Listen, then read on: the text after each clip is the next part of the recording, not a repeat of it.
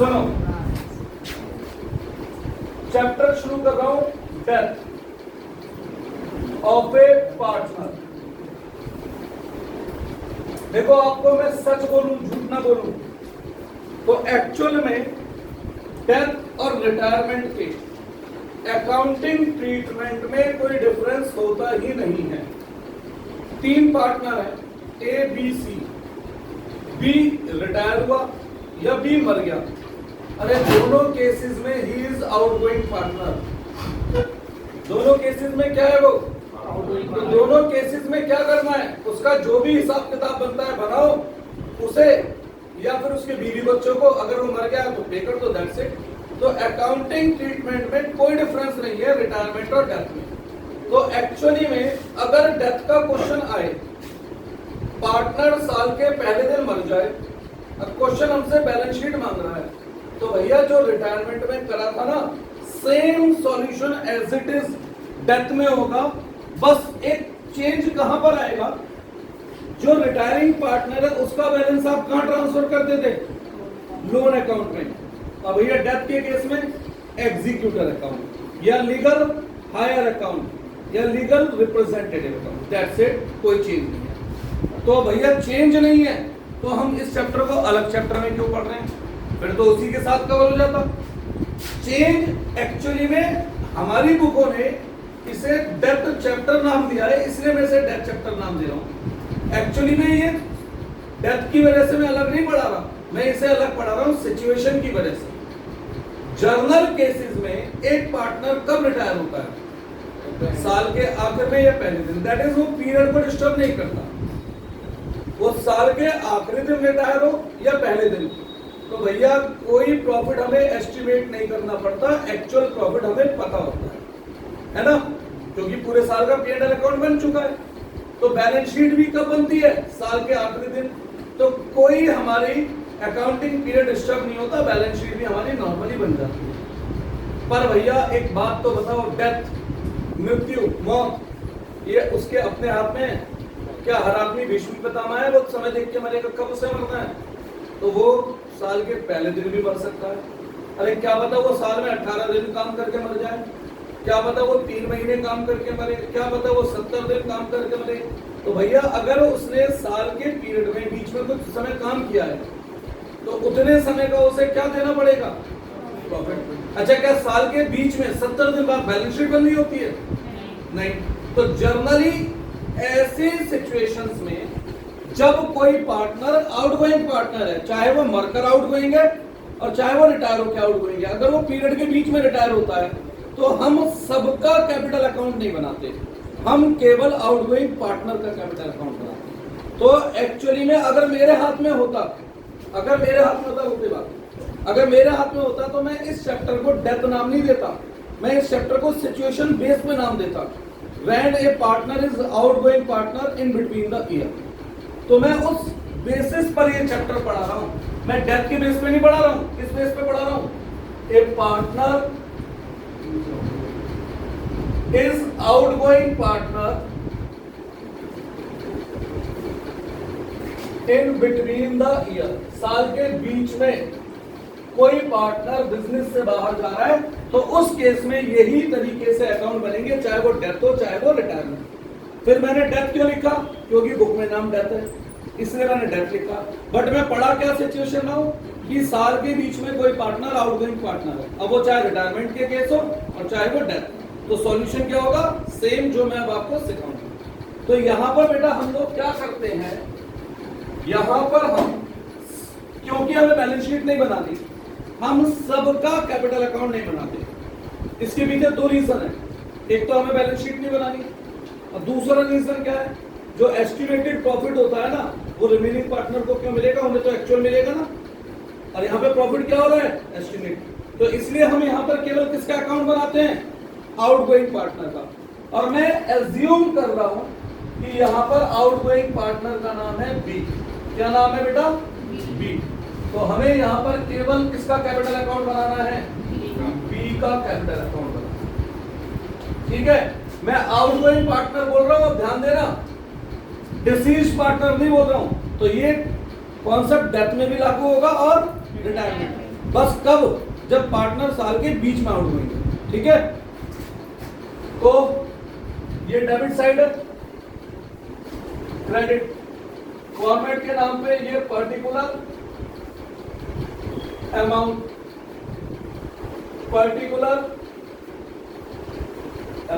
ऐसा ही है। अब सबसे पहले कौन कौन सी ऐसी की बातें हैं जो इस चैप्टर में हमें ध्यान देनी है। सक्षम मेरी बात ध्यान से सुन, कोई डाउट है मुझसे पूछ लीजिए। बी माना है, मैंने यही माना है, बी माना है, या बी रिटायर हुआ है साल के बीच में, मैंने ये माना है। भाई अगर मैं डिसीज पार्टनर इतना लंबा वर्ड लिखूंगा ना तो इतने कॉलमों में डिसीज पार्टनर लिखना मुश्किल है, बी लिखना आसान, ठीक है ना, ये एज्यूम करें। अब तो कुछ बातें जो आपको ध्यान में रखनी है जरूर जब इस चैप्टर को आप क्वेश्चन करें। पहली बात, पार्टनर कितने समय काम करके मरा, तो जो भी करंट पीरियड है उसके 1/4 से लेकर टिल डेट ऑफ डेथ आपको ये ध्यान में देना है कि उसकी डेथ किस दिन हुई है, तो ये टाइम आपको पता होना चाहिए। पहली बात जो आपको ध्यान में रखनी ही रखनी है, ठीक है, क्योंकि बहुत सारी चीजें हम उसे उतने समय के हिसाब से लेंगे जितने समय वो काम कर मरा है या रिटायर हुआ है। क्लियर है? पहली बात, ठीक। अब क्या क्या देना हो सकता है उसे, वही सब कुछ जो हमने अब तक एडमिशन में दिया, रिटायरमेंट में दिया, चेंज इन पीएसआर में दिया। अरे बस इतना ही तो फर्क है, वहां कितने जनों का कैपिटल अकाउंट था, 3 या 2, यहां 1। अरे देंगे तो वही सब चीजें। क्या क्या देते थे हम वहां पर बताओ? सबसे पहले ओपनिंग कैपिटल,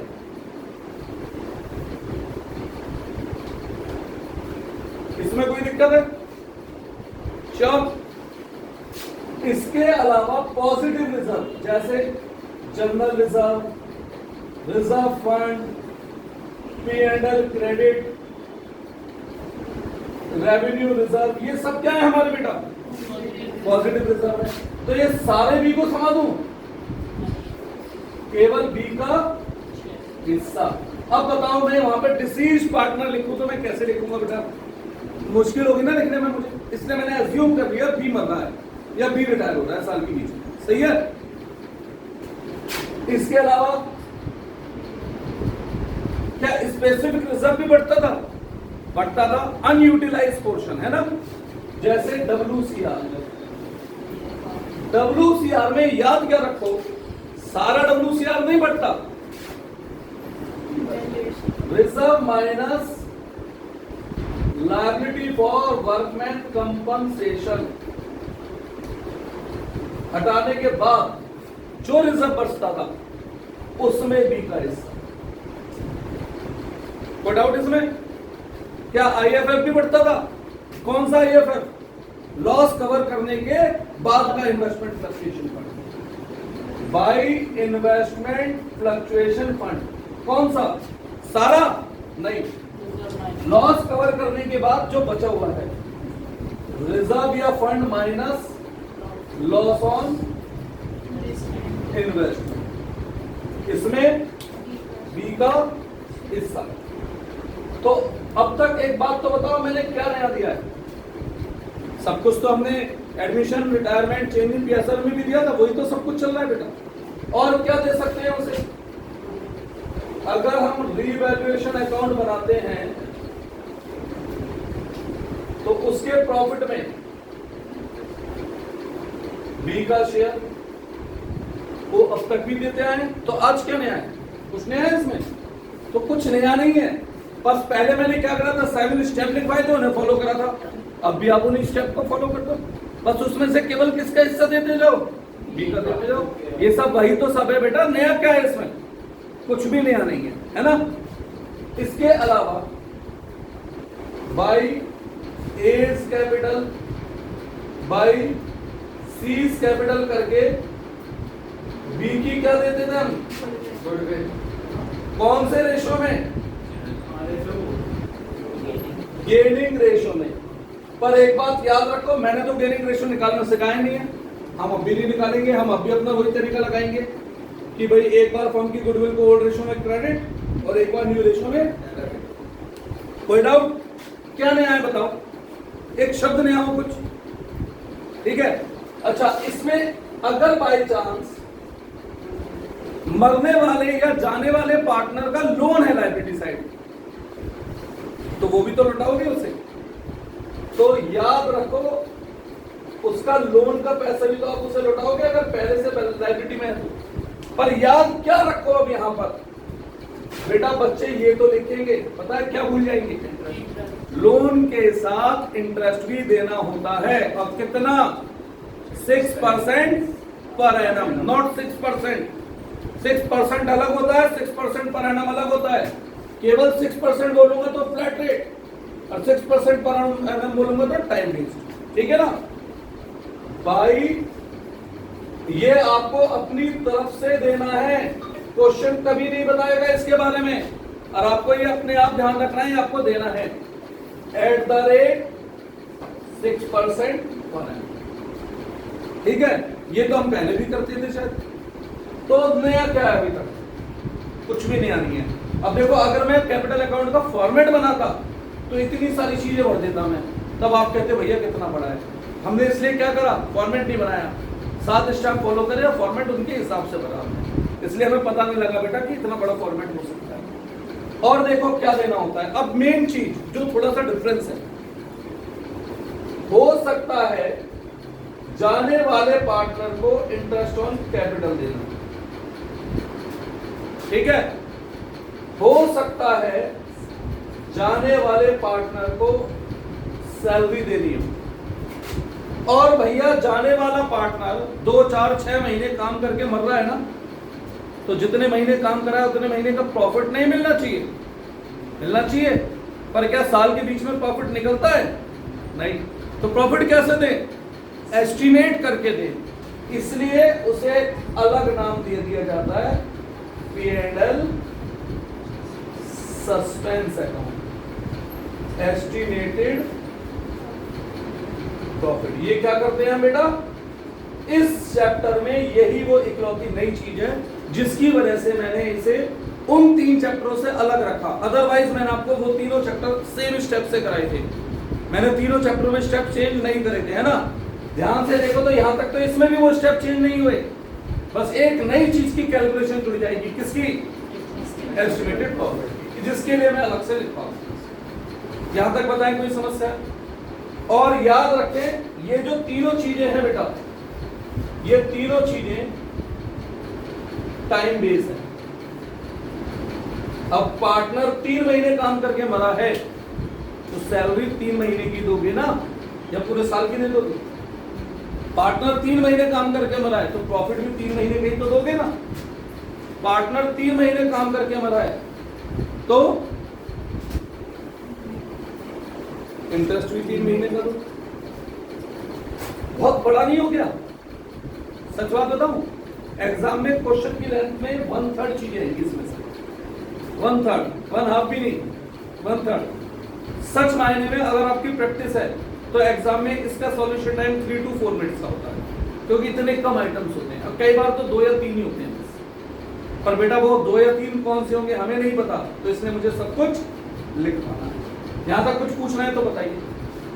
अब जाने वाले पार्टनर से कुछ चीजों का पैसा काटा भी तो जाएगा, जैसे किसका? ओल्ड गुडविल का पैसा। कौन सी गुडविल का? ओल्ड। जैसे किसका? नेगेटिव रिजर्व का। नेगेटिव रिजर्व के कितने एग्जाम्पल थे? 3। एडवर्टाइजमेंट सस्पेंस, या फिर P&L डेबिट। डेबिट मतलब जो एसेट में हो, या फिर डेफर्ड एक्सपेंस। इन सब में से बी से उसका हिस्सा वापस काटो, ठीक है। अच्छा, जरूरी है बी ने फर्म को लोन दिया हो? ऐसा भी तो हो सकता है बी ने फर्म से लोन ले रखा हो, लोन एसेट साइड में हो, तो बेटा वो लोन का पैसा भी काटेंगे हम। बीज लोन, कौन सा लोन है ये? दैट इज जो फर्म ने बी को दे रखा है, तो इसके साथ क्या जरूरी है जोड़ना? Interest on loan. कितना? At the rate 10% per annum. कोई डाउट? लिखो और लिखकर काटो। पार्टनरशिप एक्ट में फर्म ने जो पार्टनर से लोन लिया है उस पे इंटरेस्ट कंपलसरी है 6%। पार्टनर ने जो फर्म से लोन लिया है उस पर कोई इंटरेस्ट कंपलसरी नहीं है, अपनी मर्जी से नहीं देना जब तक क्वेश्चन ना आए। ठीक है बेटा, ये बात ध्यान रखनी है, लिखना और काटना, नहीं तो एग्जाम में पता लगा कड़िया हुई गड़बड़। और इसके अलावा यार एक चीज भूल गया मैं, यहां लिख लीजिए। इसके अलावा अगर कोई रिवैल्यूएशन अकाउंट बनाया है उसमें लॉस है भैया, उसमें बी का हिस्सा है ना। इसके अलावा अगर कोई बी की ड्राइंग है, किसकी ड्राइंग है? बी की, और ड्राइंग पे क्या हो सकता है, और क्वेश्चन साइलेंट है तो इंटरेस्टिंग ड्राइंग नहीं निकलता, पता है ना। ये सब चीजें उससे कटेंगी, और भी कुछ कट सकता है, जरूरी है एस्टिमेटेड प्रॉफिट हो, एस्टिमेटेड लॉस भी तो आ सकता है। 2 P&L सस्पेंस करके एस्टिमेटेड लॉस बी का, ठीक है। अच्छा, जैसे बी मरा या रिटायर हुआ, अब बी का जो है उस दिन तक का हमने हिसाब निकाला, हिसाब बन रहा 1.5 लाख रुपए। ऐसा हो सकता है कुछ दिन हम उसी दिन देते हैं, कुछ पैसा बाद में देते हैं। रिटायरमेंट में करते थे ना कि हम कुछ इमीडिएट पेमेंट करते थे टू कैश, बाकी लोन बनाते थे। हो सकता है, नहीं हो सकता। तो अगर हम कोई इमीडिएट पेमेंट करें तो क्या लिखेंगे उसके लिए? To cash immediate payment. कोई डाउट है इसमें? लिखो और इसे भी काटो। अरे भैया, अगर डेथ का क्वेश्चन है, कोई आदमी मर गया, इमीडिएट पेमेंट उसकी चिता पे जाके करके आओगे? चिता पे पैसे रखोगे? किसे करोगे इमीडिएट पेमेंट? उसे करोगे या उसके वारिस को करोगे? तो उसके फैमिली का जो अकाउंट बनाऊंगा वहां दिखाऊंगा पेमेंट, यहाँ इमीडिएट पेमेंट नहीं दिखा सकता, समझे? तो कैपिटल अकाउंट बनेगा ना। कैपिटल क्यों? जो पार्टनर ही नहीं रहा तो कैपिटल किस बात की भाई? कैपिटल किसकी होती है? जो मालिक होते हैं। अब जब कोई आदमी रिटायर हो गया, मर गया, तो वो क्या बिजनेस का पार्टनर है? तो उसके बैलेंस को कैपिटल कैसे कह दूंगा? उसका बैलेंस ट्रांसफर होगा या तो उसके लोन अकाउंट में या उसके एग्जीक्यूटर अकाउंट में, या तो लोन अकाउंट में या फिर एग्जीक्यूटर वारिस के अकाउंट में। और इमीडिएट पेमेंट उस वारिस को की जाएगी, मरने वाले को कैसे कर दोगे? सही है। फाइनली जो बैलेंस बचे, बैलेंस सीडी नहीं लिख सकते। क्यों नहीं लिख सकते? क्योंकि अब वो पार्टनर नहीं है। अरे मैं कह रहा हूं जिंदा है तो भी वो कौन सा पार्टनर है? वो रिटायर हो चुका है ना। तो अब ये बैलेंस ट्रांसफर होता है डेथ के केस में तो उसके एग्जीक्यूटर अकाउंट में। इसके 2-3 नाम है, कुछ लोग लीगल रिप्रेजेंटेटिव भी बोल देंगे, कुछ लीगल हायर भी बोल देंगे, या फिर ट्रांसफर होगा अगर रिटायरमेंट का क्वेश्चन है तो लोन अकाउंट। ठीक है, बैलेंस तो साथ के साथ लोन और एग्जीक्यूटर अकाउंट भी सिखाई दो थोड़ा सा, इतना सही बनेगा। तो भैया अब वो आदमी मर गया, रिटायर हो गया, जो भी है, उसका ये पैसा हम पे है, ये पैसा हमें चुकाना है, या तो उसके एग्जीक्यूटर को चुकाना है या उसके लोन के रूप में चुकाना है। कहां से पैसा ट्रांसफर होकर आ रहा है बताओ? कैपिटल से, बाई बीज कैपिटल। ठीक है, अगर इमीडिएट पेमेंट करनी है तो यहां करो बेटा, इमीडिएट पेमेंट यहां करो, इमीडिएट पेमेंट। क्यों? क्योंकि अगर बाय चांस रिटायरमेंट का क्वेश्चन था तो ऊपर एक बात पॉसिबल थी, डेथ में पॉसिबल ही नहीं थी ना। अब तो पेमेंट किसे कर पाओगे? डेथ हुई है तो उसके बेटे को, उसकी पत्नी को पेमेंट उसे की, और बाकी पैसा हम पे बन गया बैलेंस सीडी, जो हम अभी बाद में चुकाएंगे। और कैसे चुकाएंगे उसके लिए अलग से अकाउंट बनाना सिखाया जाएगा, पर अब से 2 क्लास के बाद, आज की क्लास को छोड़ने के बाद 2 क्लास के बाद, 2 क्लास से पहले इतने की प्रैक्टिस चलेगी। ठीक है बेटा, बैलेंस। वो जो हम कन्वर्ट करेंगे एग्जीक्यूटिव अकाउंट नहीं, एग्जीक्यूटर को अब पेमेंट कैसे कर रहे हैं, फ्यूचर में किस्तों में पेमेंट कर रहे हैं, इकट्ठी कर रहे या हैं, फिर रिटायरमेंट वाले को रिटायरमेंट हो या वो हो, वही लोन। किसी ने मुझसे परसों लोन अकाउंट के बारे में बात की थी, मानस तू था शायद, किसी ने बोला था, तो मैंने बोला था बेटा एग्जीक्यूटर लोन अकाउंट एक साथ सिखाऊंगा, क्योंकि दोनों को एक तरीके से करते हैं।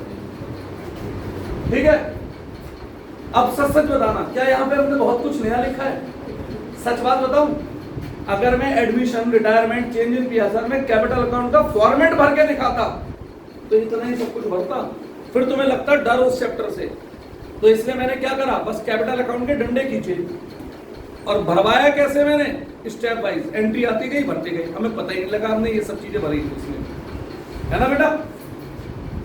तो अब हमें मेनली यहाँ क्या सीखना है, P&L सस्पेंस, जिसकी वजह से हम ये चैप्टर पढ़ रहे हैं। तो बढ़े आगे,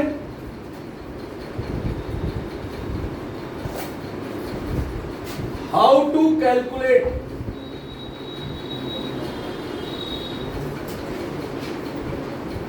P&L suspense, that is estimated profit। Board exam में 3-4 बार क्वेश्चन आ चुका है 1 मार्कर में कि भाई इन जनरल जब हम साल के बीच में आउटगोइंग पार्टनर को प्रॉफिट देते हैं तो उसे P&L सस्पेंस नाम क्यों देते हैं? क्या आंसर है इसका? क्योंकि ये प्रॉफिट एस्टिमेटेड होता है, एक्चुअल नहीं, बस ये आंसर है। और ये 3-4 बार क्वेश्चन आ चुका है, एक बार सीयूटी में भी आ चुका है सेम क्वेश्चन। ठीक है जी, तो इतना सिंपल सा आंसर है, वो मैं ब्रैकेट में लिख ही रहा हूं। अब किसके अनुसार पढ़ाऊं बेटा, ये मैं अपने अनुसार, टीएस गिरवाल के अनुसार, अपने अनुसार, तो फिर थोड़ा ज्यादा पढ़ना है। टीएस गिरवाल में मात्र एक ही टाइप से P&L सस्पेंस की कैलकुलेशन दिखाई है, हम सीखेंगे 2 मेथड मिनिमम। ठीक है बेटा, और एग्जाम में दोनों मेथड कभी न कभी आते हैं, कभी कोई सा कभी कोई सा। और 2023 तक की बुक में टीएस गिरवाल में एक आध क्वेश्चन था दूसरे मेथड का, एक आधा।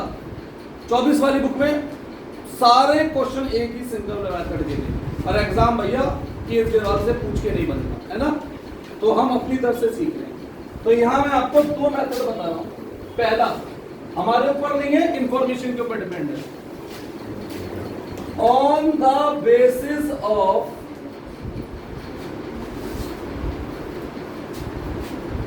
लास्ट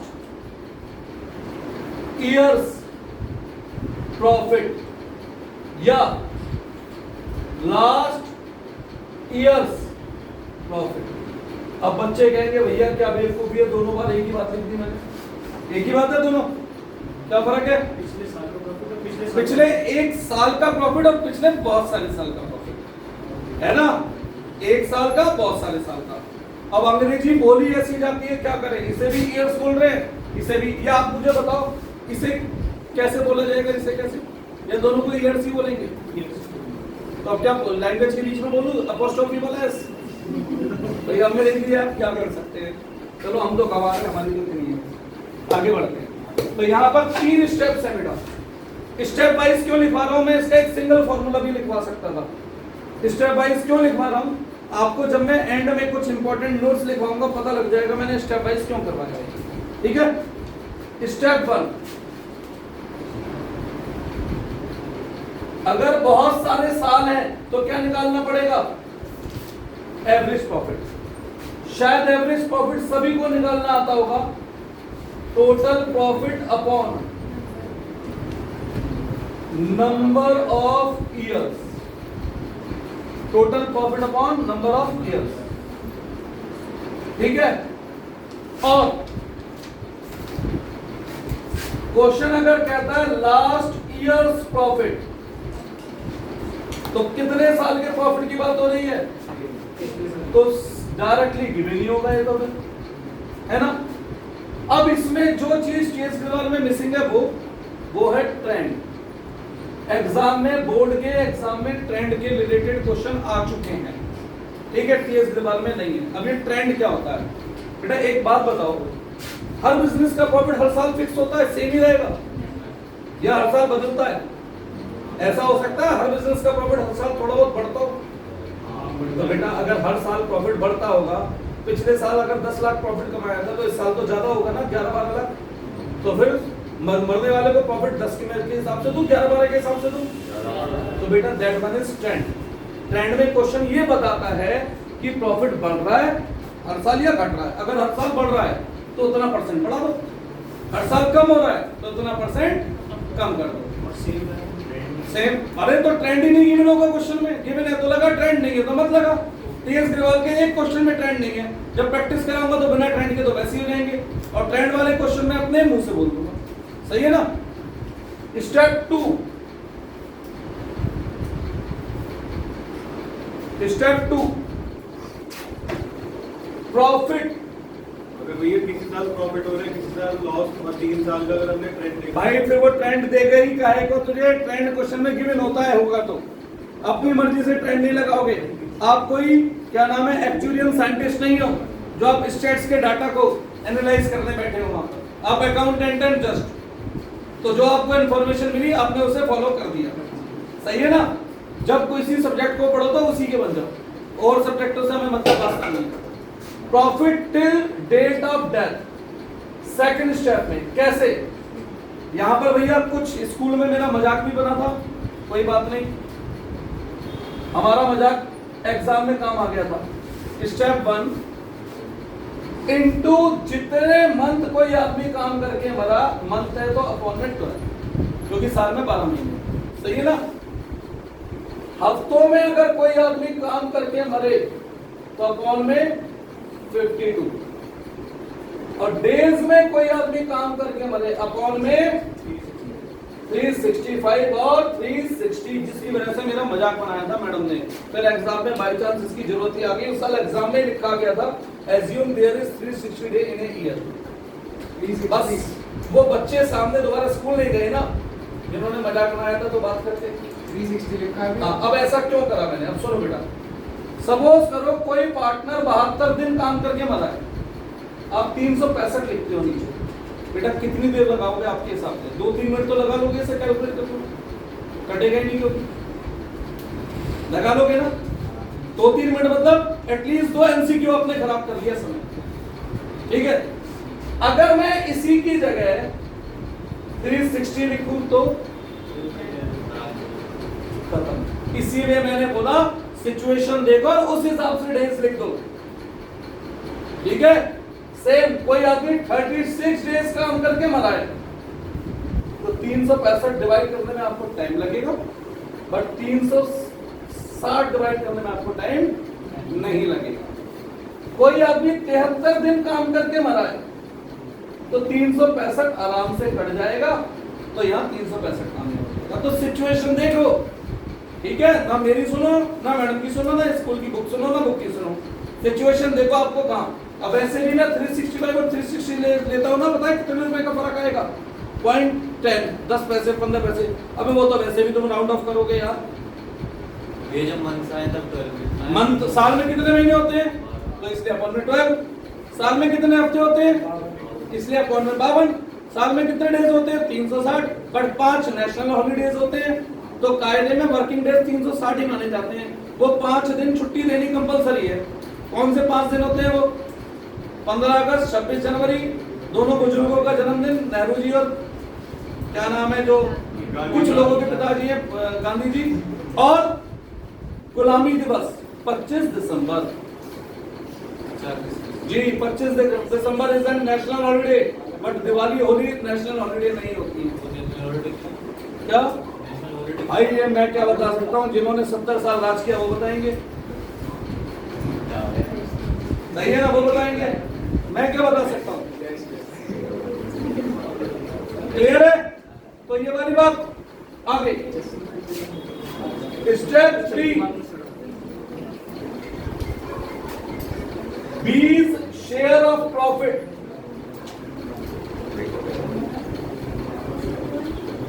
बीज शेयर ऑफ प्रॉफिट, जो भी आपने स्टेप 2 निकाला इनटू बी का रेशो।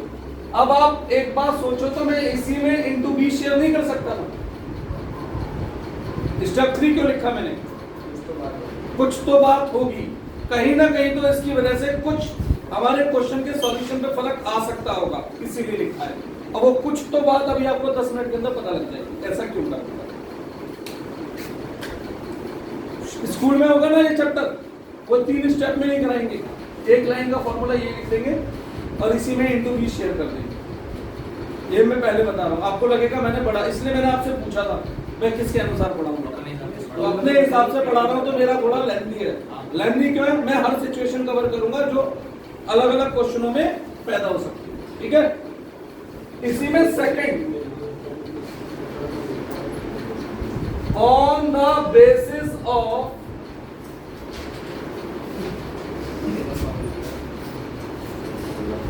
लास्ट ईयर्स सेल्स, पिछले साल की सेल के बेस पे, लास्ट ईयर्स अपोस्ट्रोफी वाला एस है, केवल पिछले साल की सेल के बेस पे, ठीक है।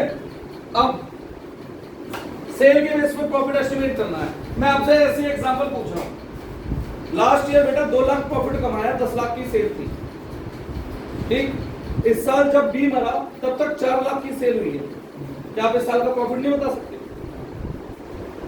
क्यों? 10 लाख में अगर 2 लाख कमाते थे तो 4 लाख में 80,000 नहीं हुआ?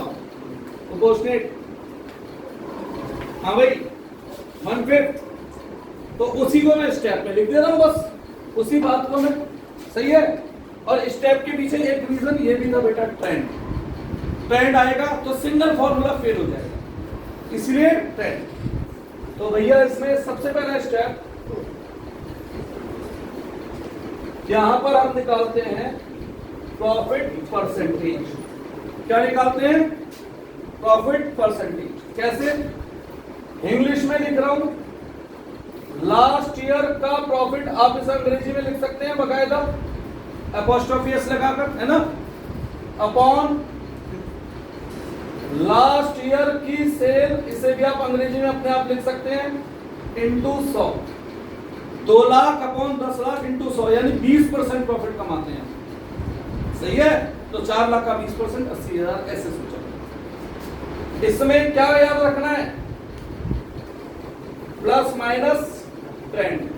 अब अगर क्वेश्चन में लिखा है इस साल ग्रॉस प्रॉफिट 2% ज्यादा एक्सपेक्टेड है, तो अगर पिछले साल 20% था तो इस साल क्या होगा प्रॉफिट? कितना? 22। ट्रेंड का मतलब क्लियर है? बुक में क्वेश्चन नहीं है शायद, मिल गया तो बहुत अच्छी बात है। स्टेप 2,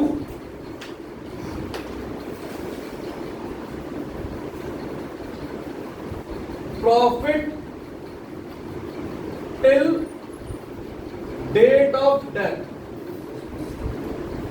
जब वो हमारा वहां तक का प्रॉफिट कैसे निकालेंगे बेटा? 1 मिनट दो, इनको दे दूंगा, 1 मिनट।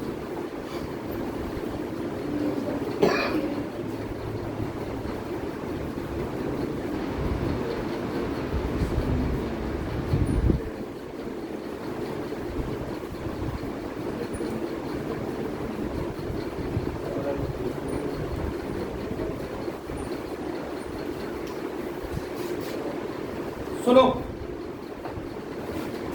हमें सेल गिवन होगी, sale of current year till date of death, ये हमें गिवन होगी। जैसे मैंने एग्जांपल दिया 4 lakh into profit percentage upon 100, 4 lakh into 20/100, यही तो एग्जाम्पल था, 80,000। पर कभी कभी ऐसा हो सकता है करंट ईयर की सेल ही गिवन ना हो, तो उस केस में कैसे करेंगे बेटा? तो उस केस में हमें sale of last year given होगी, इसमें हम प्लस माइनस करेंगे ट्रेंड ऑफ सेल, क्योंकि सेल भी तो बढ़ घट सकती है पिछले साल और इस साल की, है ना। फिर इसमें जितने मंथ काम करा अपॉन 12, या वीक में काम कर रहे हैं तो अपॉन 52, या डेज में काम कर रहे हैं तो अपॉन 365 और 360 एज द केस में भी, है ना, into profit percentage upon 100। Step 2, जब तक पार्टनर बना वहां तक का प्रॉफिट। और फाइनली स्टेप 3, बीज शेयर ऑफ प्रॉफिट। बस एक सिंगल पेज के नोट्स बचे हैं, इस क्वेश्चन के हिसाब की बात करूंगा। बीज शेयर ऑफ प्रॉफिट कैसे? स्टेप 2 इंटू बीज रेशो। ठीक है, कोई डाउट है यहां तक? पूछो। बस एक सिंगल पेज के नोट्स और हैं। 99% बोर्ड एग्जाम का क्वेश्चन कवर, 1% हो सकता है एग्जीक्यूटिव अकाउंट है, उसको फिर हम अलग से सीखेंगे 2 क्लास के बाद।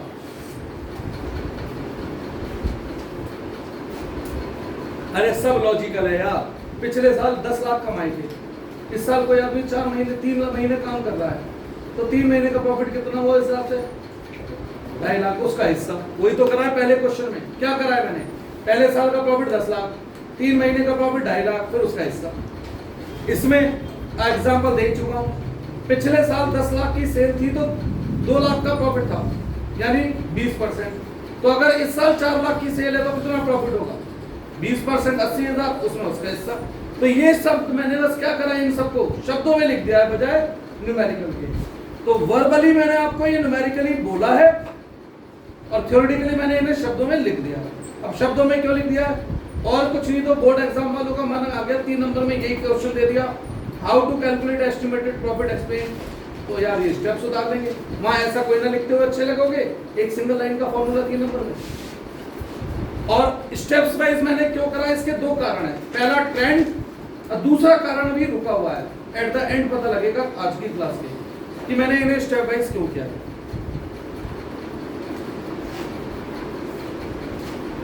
थोड़ा जल्दी नोट करना, फिर मैं आगे बढ़ता हूं।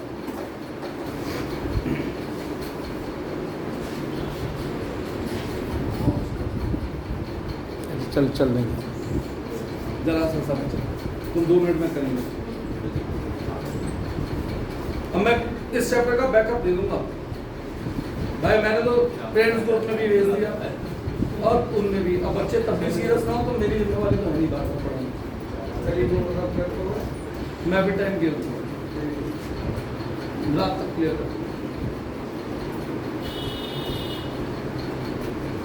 10:30 से पहले हो सकता है। पता है भाषा मुझे आपका मैथ्स का ट्यूशन मैंने रखा, उसके बाद से एक भी क्लास इससे पहले नहीं ना। और संडे को टाइम मेरे मर्जी का होगा, संडे को नहीं सुनूंगा। तुमने वो सब वीकडेज पहले ही बता देना, आज रात ही बता दो संडे का 8:30।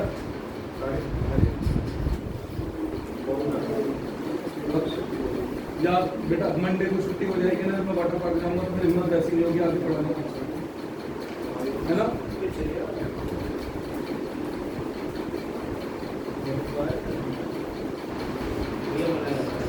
भाई देखो जो भी जाएगा बता देगा।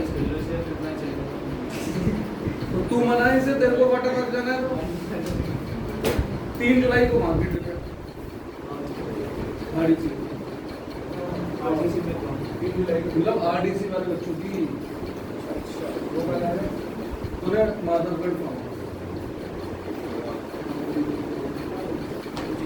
बेटा एक बात बताऊंगा तुम्हें, जो ये फार्म हाउस होते हैं ना उन बच्चों की जिद पे जाता हूँ।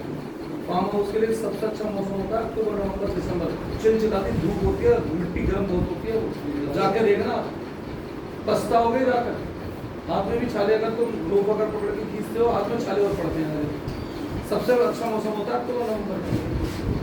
चलो आगे बढ़े, ये रब कर दो बेटा, कर दो। अब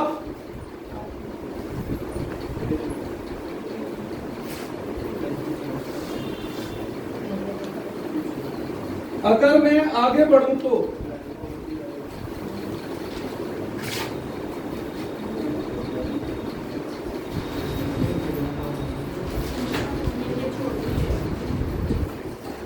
सुनो, इसमें सेकंड वर्किंग नोट जो हमें सीखना है, goodwill, treatment of goodwill.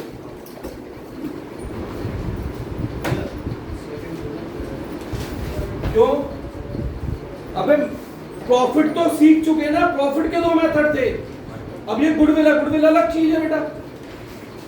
Treatment of goodwill, देखो बेटा सच बात बताऊं, 99% केसेस में जब डेथ का क्वेश्चन आता है तो वहां पर गुडविल का अमाउंट वो निकाल के नहीं देता, वो हमसे एक्सपेक्ट करता है कि गुडविल हम खुद कैलकुलेट करें। तो क्या हम लोगों ने गुडविल कैलकुलेट करनी सीखी थी? चैप्टर 2 सीखा था। कितने मेथड थे गुडविल कैलकुलेट करने के? 5।